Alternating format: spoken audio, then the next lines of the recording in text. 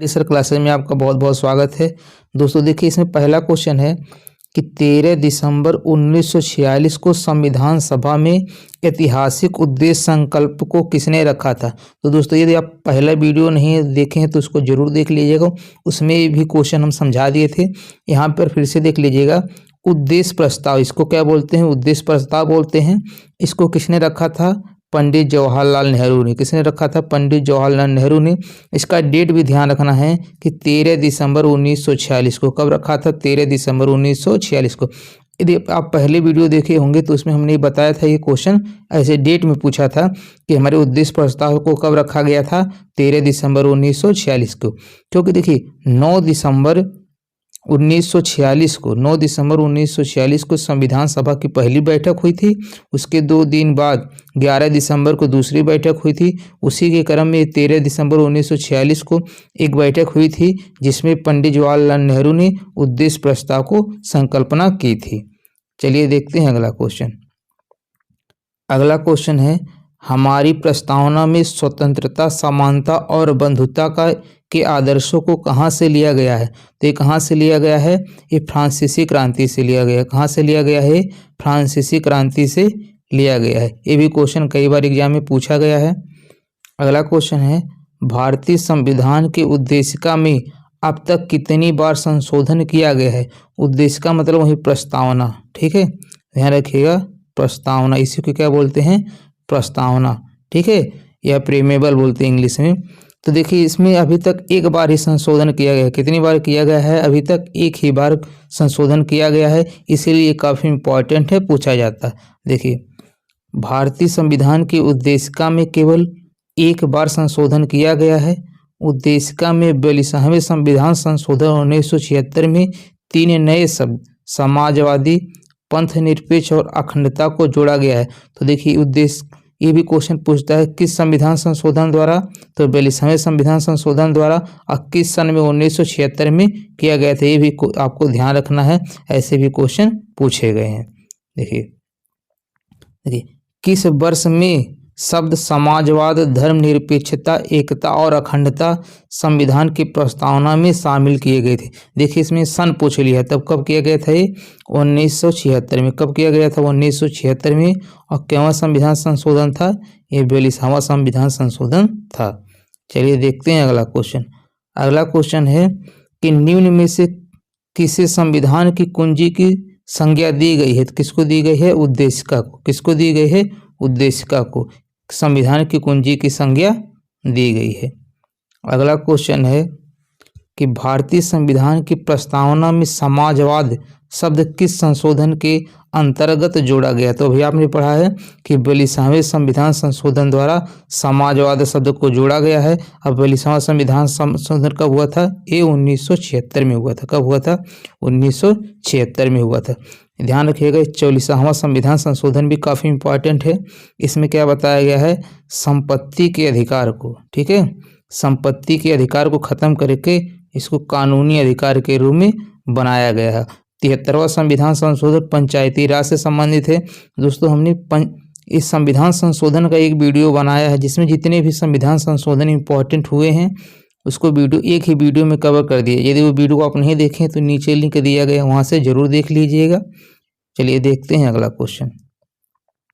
अगला क्वेश्चन है, भारतीय संविधान के स्वतंत्रता, समानता और बंधुत्व के आदर्श कहाँ से लिए गए हैं? देखिए कहाँ से लिए गए हैं? फ्रांसीसी संविधान से। कहाँ से लिए गए हैं? फ्रांसीसी संविधान लिए गए हैं। देखिए कभी कभी अगर भूल जाए कि कैसे याद करना है, मैं आपको उसको ट्रिक बता देता हूँ, आप कभी नहीं भूलेंगे। देखिए समानता में क्या आ रहा? समान आ रहा है। देखिए आप इसको इतना तो याद करना पड़ेगा, स्वतंत्रता, समानता और बंधुत्व जोड़े गए थे। तो समानता में क्या आ रहा है? समान आ रहा है। क्या आ रहा है? समान। तो जिसमें 2 शब्द समान होंगे वहीं हो जाएगा। देखिए फ्रांसीसी में 2 शब्द से जो है 2 वर्ड, अक्षर कह सकते हैं या वर्ड कह सकते हैं। जो से है देखिए फ्रांसीसी, सी क्या है? समान है।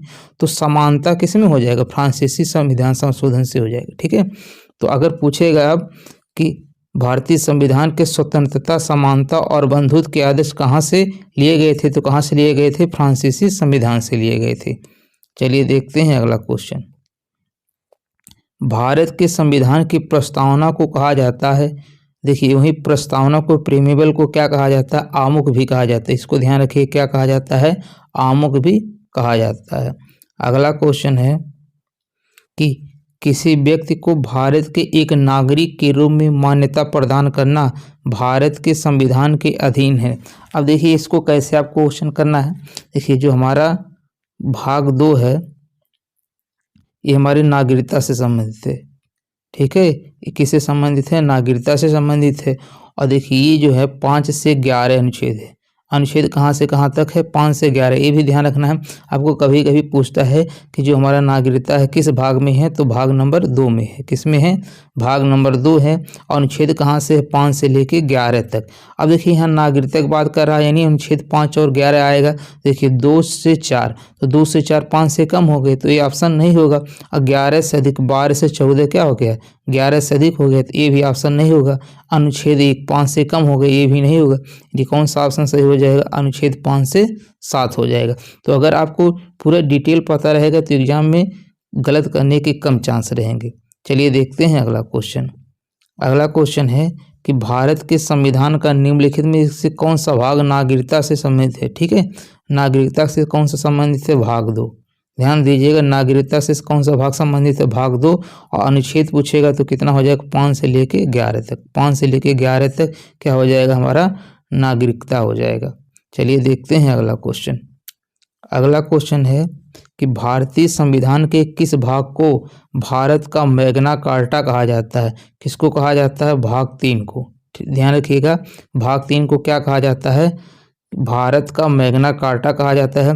और भाग 3 में क्या है, मौलिक अधिकार है, ठीक है।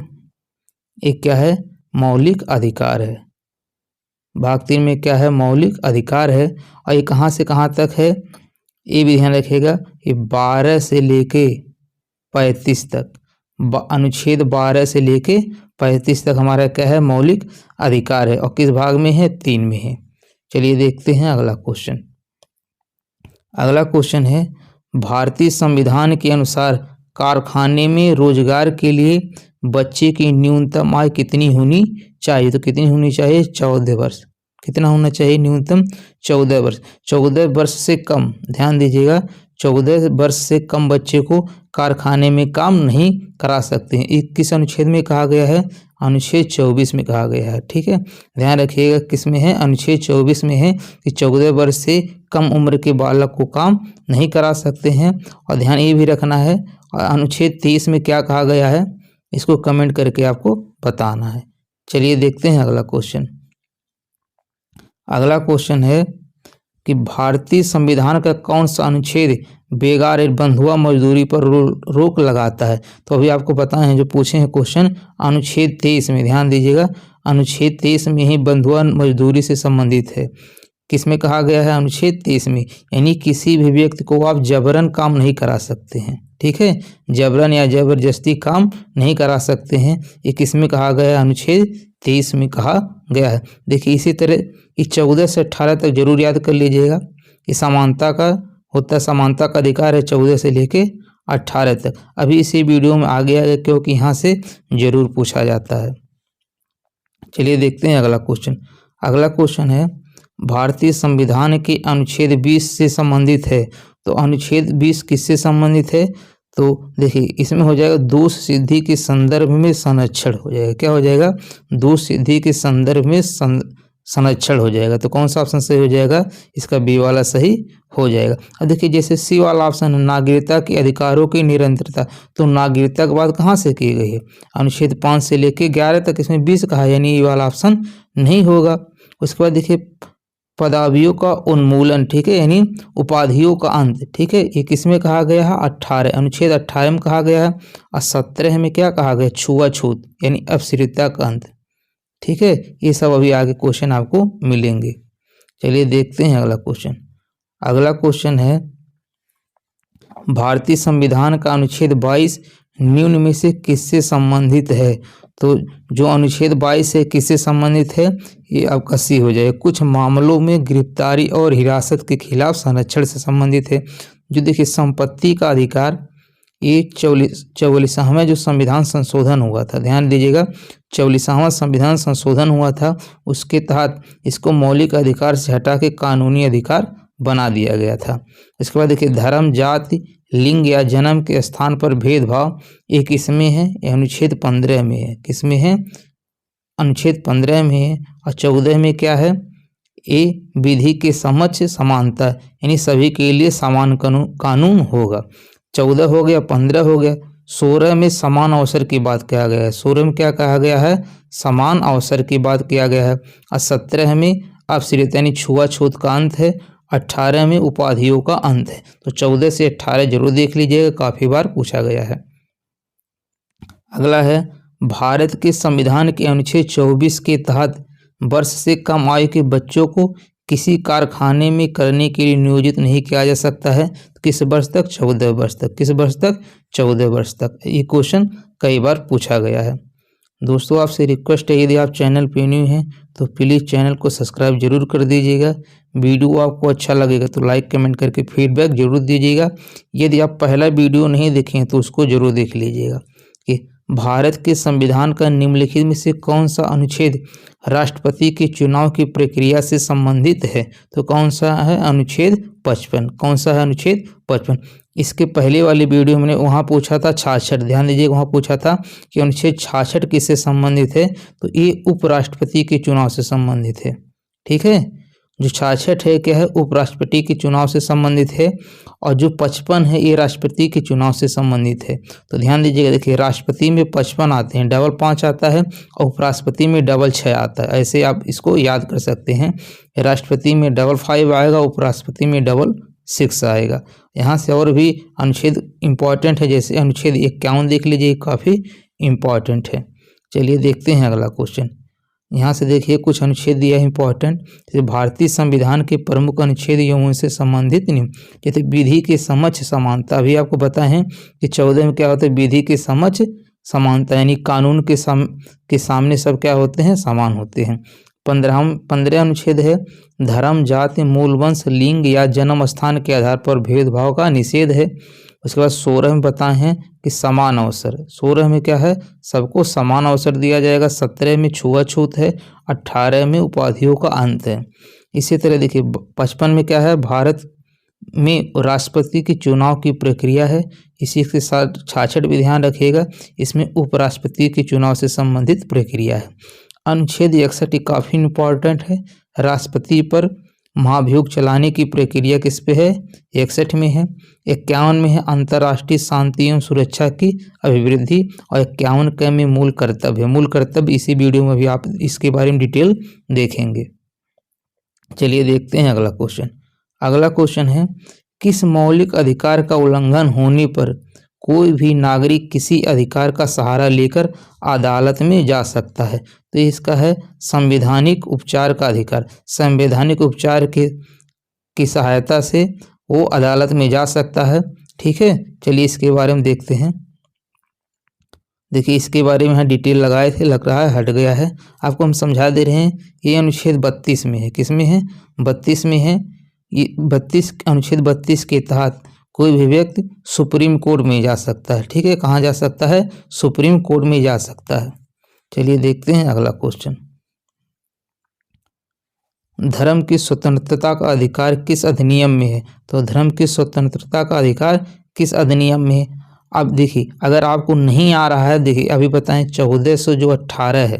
जैसे आपको नहीं पता किस अनुच्छेद में है, तो देखिए 1418 है, ये क्या है? समानता का अधिकार है। क्या है ये? समानता का अधिकार है। तो ये होगा नहीं। अभी अंतर्राष्ट्रीय सुरक्षा 51 में क्या है? अंतर्राष्ट्रीय सुरक्षा है। तो ये किस में? धर्म की स्वतंत्रता किस में है? हो जाएगा 25 से लेके 28 तक हो जाएगा। कहाँ से हो जाएगा? 25 से लेके 28 हो जाएगा। इसके बारे में भी अभी आएगा, एक क्वेश्चन है, वहाँ पर इसके बारे में डिटेल हो जाएगा। भारत में संपत्ति का अधिकार अब रह गया है। अभी बताएं थे, भारत में संपत्ति का अधिकार क्या रह गया? सिर्फ कानूनी अधिकार रह गया है। ये कब किया गया है? 44वां संविधान संशोधन। ध्यान दीजिएगा, 44वां जो संविधान संशोधन हुआ था उसमें संपत्ति को अधिकार को हटा के इसको कानूनी अधिकार बना दिया गया था। दोस्तों यदि आप संविधान संशोधन वाला वीडियो नहीं देखे हैं तो उसको जरूर देख लीजिएगा, इसी वीडियो के नीचे लिंक दिया गया है।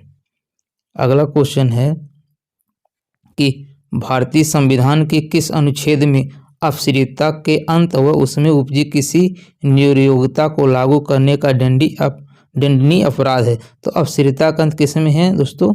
अनुच्छेद 17 में है। किस में है? 17 में है। अनुच्छेद 18 में क्या है? उपाधियों का अंत है। चलिए देखते हैं अगला क्वेश्चन।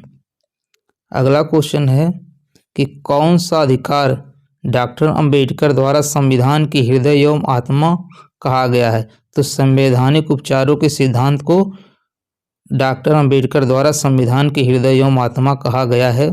संवैधानिक उपचारों के सिद्धांत और किस अनुच्छेद में है?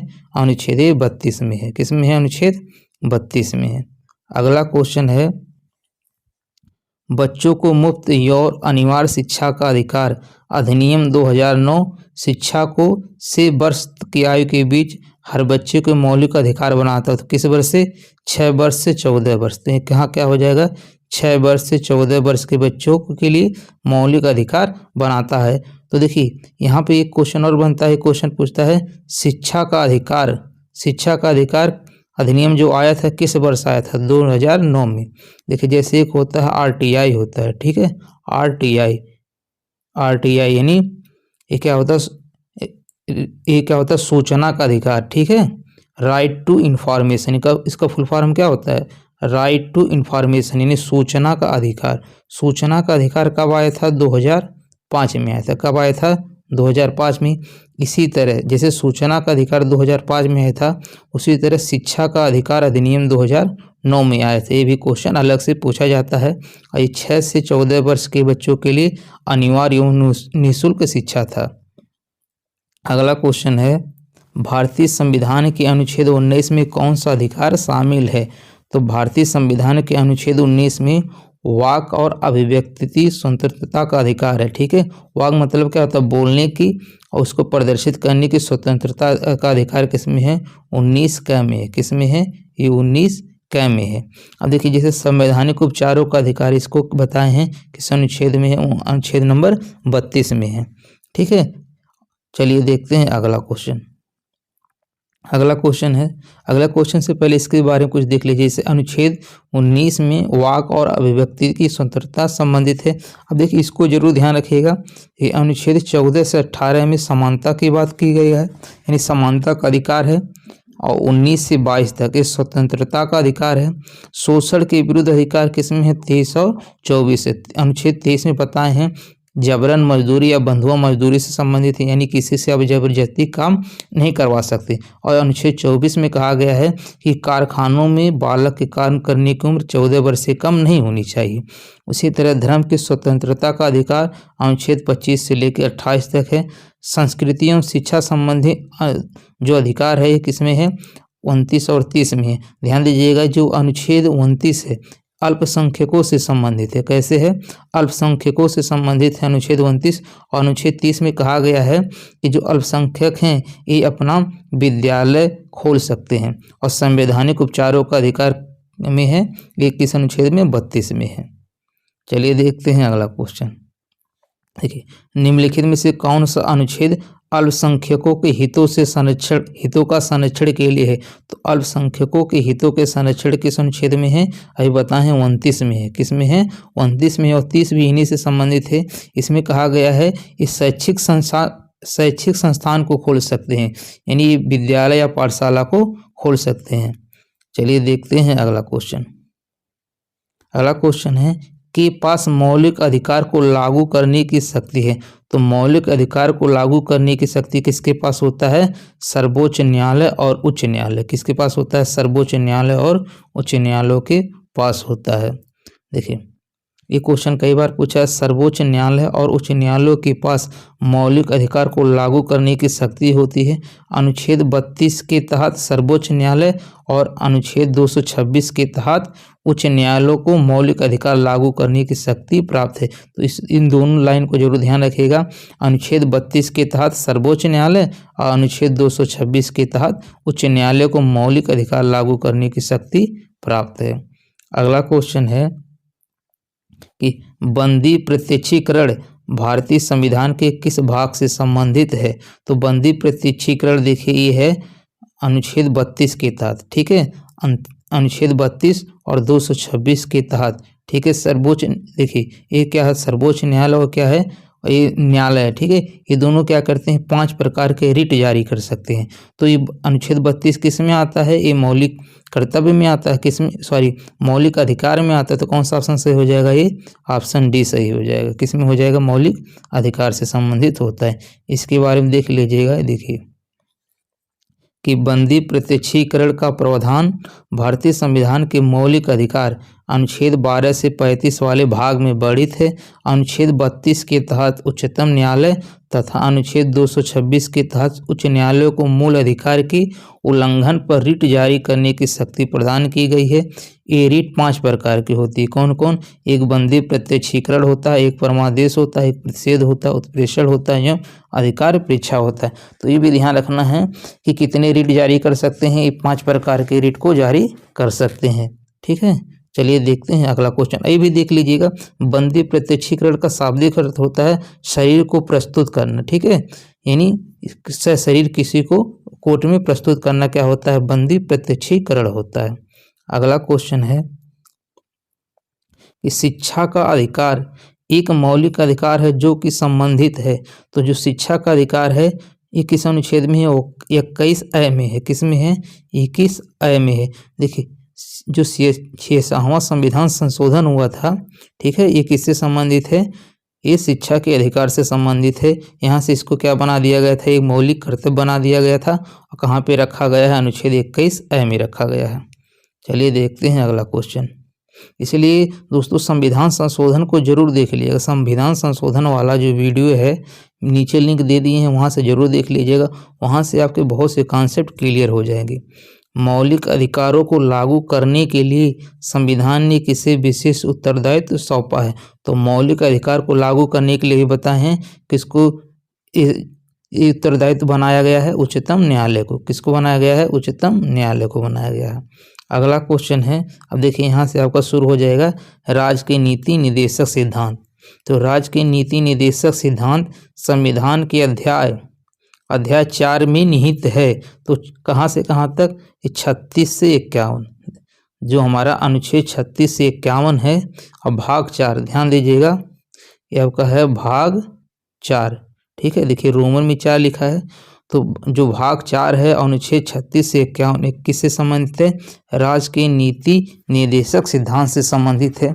इसके बाद देखिए यहीं पर आएगा आपका मूल कर्तव्य आएगा, ठीक है, मूल कर्तव्य आएगा।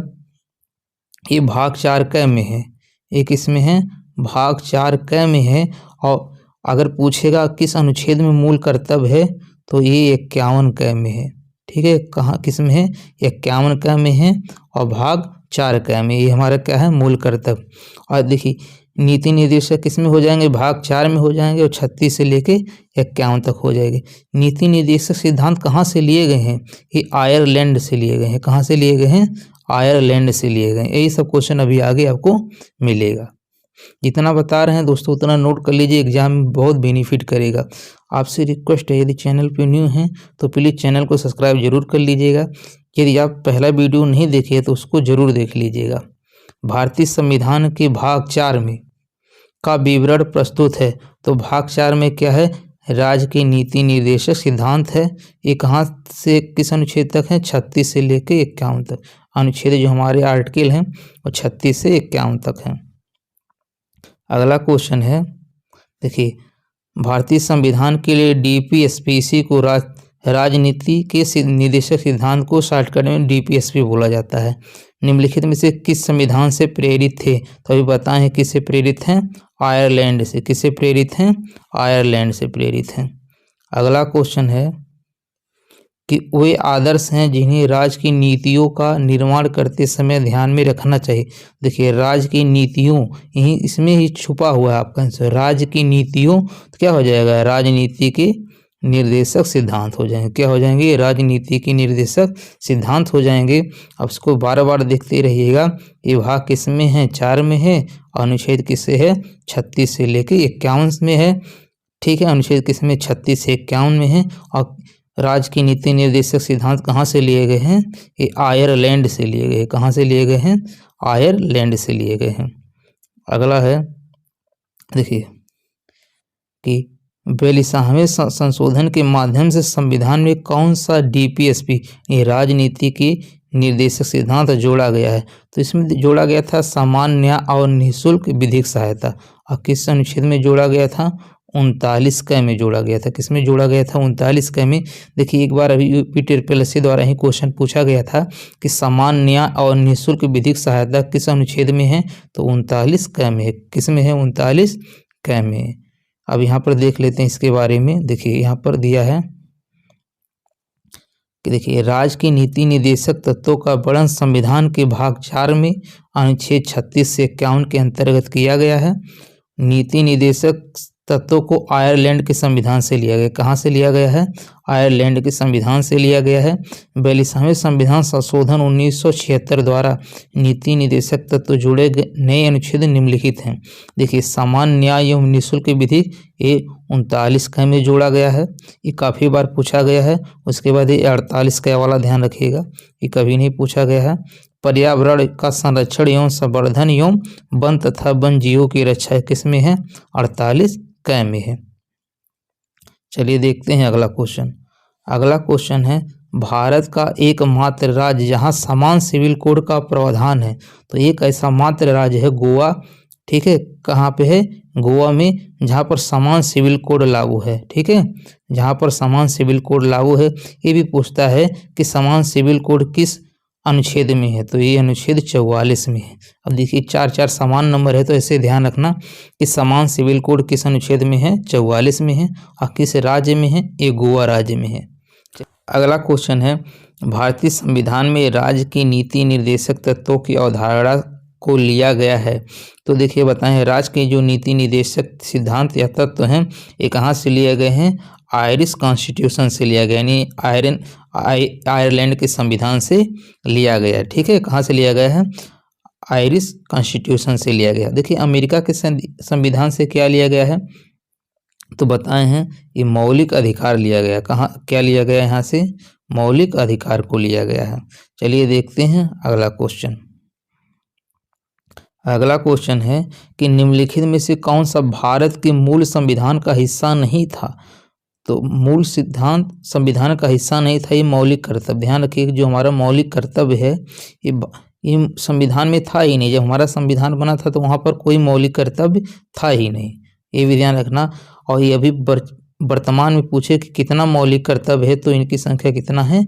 11 है। कितना है? 11 है। इसके बारे में भी अभी आगे देखेंगे। देखिए कि भारतीय संविधान में कितने मूल कर्तव्य दिए गए हैं? तो भारतीय संविधान में कितने मूल कर्तव्य दिए गए हैं? अभी वर्तमान की बात कर रहा है तो कितने दिए गए हैं? 11 दिए गए हैं। कितने दिए गए हैं? 11 दिए गए हैं। देखिए यहाँ पर इसके बारे में डिटेल दिया गया है कि अच्छा एक क्वेश्चन पूछता है किसकी संस्तुति पर किया गया था? यानी देखिए स्वर्ण सिंह समिति। ठीक है, ये क्वेश्चन ध्यान रखिएगा कि स्वर्ण सिंह समिति की सिफारिशों के आधार पर 42वें संविधान संशोधन 1976 द्वारा भारतीय संविधान के भाग 4 क के अनुच्छेद 51 क के अंतर्गत मूल कर्तव्य को जोड़ा गया। इसे रूस के संविधान से लिया गया। ध्यान रखिएगा जितने फैक्ट हैं सब ध्यान रखना है कि रूस के संविधान से लिया गया है। भारतीय संविधान में 11 मूल कर्तव्य हैं। कितने मूल कर्तव्य है? 11 हैं। किसकी सिफारिशों पर जोड़ा गया था? ये स्वर्ण सिंह समिति के सिफारिशों पर जोड़ा गया था। क्यों संविधान संशोधन? 42वां संविधान संशोधन किस सन में? 1976 में। और जो हमारा मूल कर्तव्य है भाग 4 में है, 4 क में। ध्यान दीजिएगा 4 क में है। अनुच्छेद कहाँ पे? 51 क में। ठीक है, चलिए देखते हैं अगला क्वेश्चन।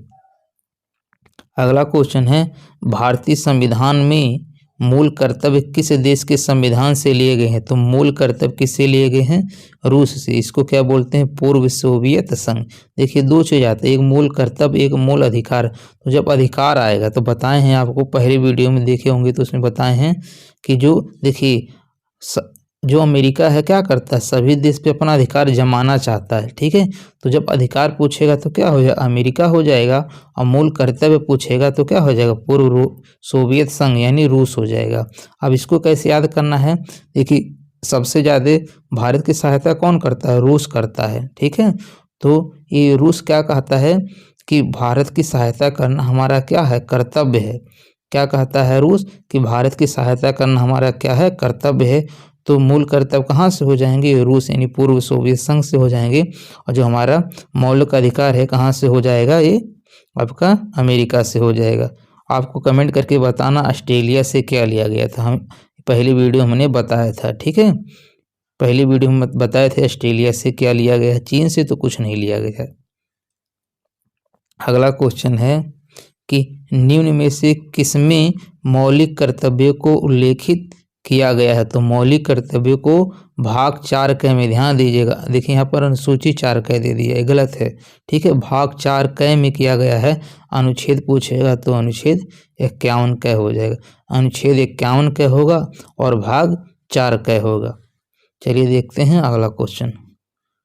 अगला क्वेश्चन है कि 42वां संविधान संशोधन के माध्यम से भारतीय संविधान में कितने मौलिक कर्तव्य सम्मिलित किए गए थे? अब देखिए जब ये क्वेश्चन आएगा तो 90% लोग, ठीक है, ये 11 ही मारेंगे। आप भी आपके दिमाग में बताइए कितना आ रहा है कि कौन सा ऑप्शन सही होगा। यदि आपके भी दिमाग में 11 आ रहा है तो गलत होगा, क्योंकि देखिए इसमें पूछा है 42वें संविधान संशोधन के माध्यम से भारतीय संविधान में कितने मौलिक कर्तव्य को सम्मिलित किए गए थे? तो 10 ही किए गए थे। ध्यान दीजिएगा, 42वें संविधान संशोधन के तहत कितने मौलिक कर्तव्य शामिल किए गए थे? 10 किए गए थे। बाद में एक और जोड़ा गया था 6वें संविधान संशोधन के द्वारा शिक्षा के अधिकार को, ठीक है, 6वें संविधान संशोधन द्वारा शिक्षा के अधिकार को अनुच्छेद 21 क में जोड़ा गया था। ये हमारा 11वां मौलिक कर्तव्य बना था। तो 42वां संविधान संशोधन द्वारा मात्र 10 मौलिक कर्तव्य जोड़े गए थे। ये भी आपको ध्यान रखना है। चलिए देखते हैं। देखिए इसके बारे में फिर आ गया है कि सरदार स्वर्ण सिंह समिति की अनुशंसा पर, तो क्वेश्चन पूछेगा किसकी अनुशंसा पर हमारे मूल कर्तव्य यानी मौलिक कर्तव्य को जोड़ा गया था? तो क्या हो जाएगा इसका? सरदार स्वर्ण सिंह समिति। ये भी क्वेश्चन पूछा गया है। अब किस संविधान संशोधन द्वारा? 42वां संविधान संशोधन द्वारा, ये 1976 में जोड़ा गया था। अब देखिए 2002 में 6वें संविधान संशोधन द्वारा एक और मौलिक कर्तव्य शामिल किया गया था, जिसमें प्रत्येक माता पिता या अभिभावक को यह सुनिश्चित करने का कर्तव्य सौंपा गया कि उनके 6 से 14 वर्ष तक के बच्चों को शिक्षा का अवसर उपलब्ध हो गया है। मौलिक कर्तव्य को भारतीय संविधान के भाग 4 क में अनुच्छेद 51 क के तहत जोड़ा गया है। अगला क्वेश्चन है कि निम्नलिखित में से कौन सी समिति ने मूल कर्तव्यों को संविधान में सम्मिलित करने का सुझाव दिया था? तो मूल कर्तव्यों को संविधान में सम्मिलित करने का सुझाव किसने दिया था? स्वर्ण सिंह समिति। क्या हो जाएगा? स्वर्ण सिंह समिति हो जाएगा।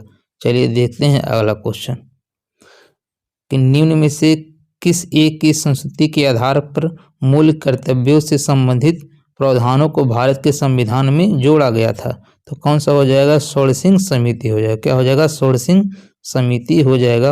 और इस वीडियो का लास्ट क्वेश्चन है मौलिक कर्तव्यों से संबंधित अनुच्छेद 51A को संविधान में किसके द्वारा शामिल किया गया? तो किसके द्वारा शामिल किया था? 42वां संविधान संशोधन के द्वारा किया गया था। इसमें क्या कहा गया है? 51 क में मूल कर्तव्य। इसमें हमारे 51 क में क्या है?